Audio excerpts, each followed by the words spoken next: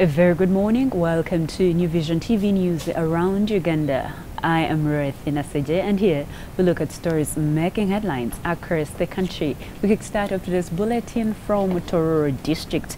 The construction of the multi-billion Tororo Central Market is set to commence following the handover of the construction site to the contractor 4 months after it was demolished. The 27.7 billion shillings project under Market and Agriculture Trade Improvement Program is funded by the African Development Bank, and it is expected to be completed in 24 months. The handover on Monday was received with a lot of excitement by the 1,500 vendors who willingly relocated in October last year to pave way for the construction of the modern facility.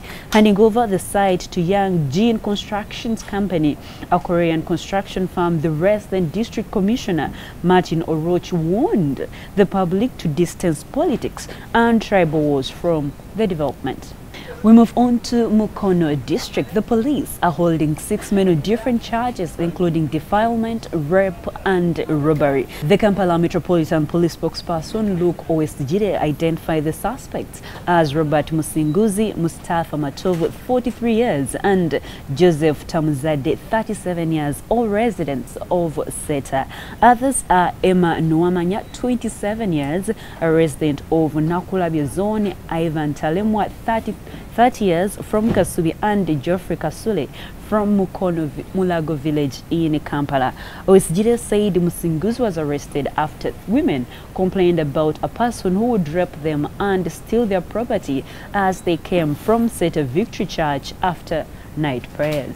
Before we move on to other headlining stories, I have to tell you that your copy of the New Vision is out at only 2,000 shillings. The headlining story is shock as Susan Magara's body is found. She disappeared on 7th February 2018. We have the details in this copy.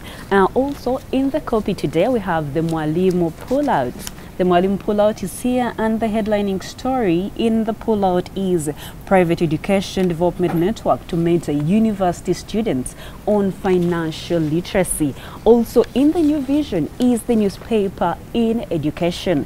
The headlining story there is My Role Model, and I see President Yoweri Museveni. So why not get your copy and find details? Also from the New Vision, we have the Toto magazine. The Toto magazine is always out every Wednesday, so buy it for your child. From sports, we have Uhuru excited. Yeah, we have so many pictures of Uhuru showing his excitement. Find out why in your copy of the New Vision at only 2,000 shillings. And remember, we are the leading daily. We move on to other stories making headlines across the country, and we head to Moyo district. And Uganda has tightened security at its border with South Sudan following an incursion by suspected members of the Sudan's People's Liberation Army who crossed the border and raided animals in Moyo district. The gunmen last week abducted 5 South Sudanese refugees and took away over 200 head of cattle from Bari and Arapi villages. Josephine Angusia, Western Regional Police Public Relations Officer, said a joint security force of the police and the army have been deployed to maintain peace at the border. According to Angusia, 4 cows, 15 sheep, and 4 goats which had been taken have been recovered. He added that efforts are being made to recover those taken by the attackers. In 2017, over 600 head of cattle were taken together with 13 people by men suspected to be members of the Sudanese People's Liberation Army. And news coming in from Chotara district, the police are investigating an incident in which armed robbers shot and robbed a prominent businesswoman of more than 3 million shillings. Winnie Semanda was closing her shop when thugs put her at gunpoint before shooting her in the leg and then took off with her money. She was rushed to hospital in critical condition. Semanda becomes the 10th victim of such attacks since 2016. Yusuf Chiku, a hardware dealer, wondered why the police have failed to protect them, yet they are a target. Lamek Chigozi, the Southern Region Police spokesperson, said the police is on the ground tracking all thugs so as to restore calm. He appealed to business people to remain calm as the police carries out its investigations.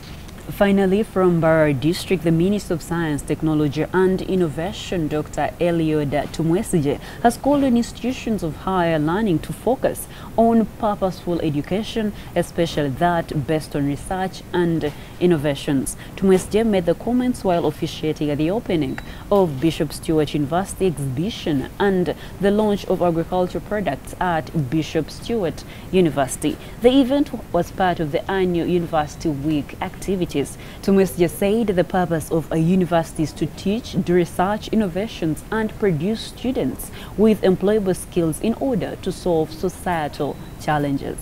And that's all I had for you. Thank you for watching. Be sure to catch more news updates and other programs here on New Vision TV by visiting our website www.newvision.co.ug.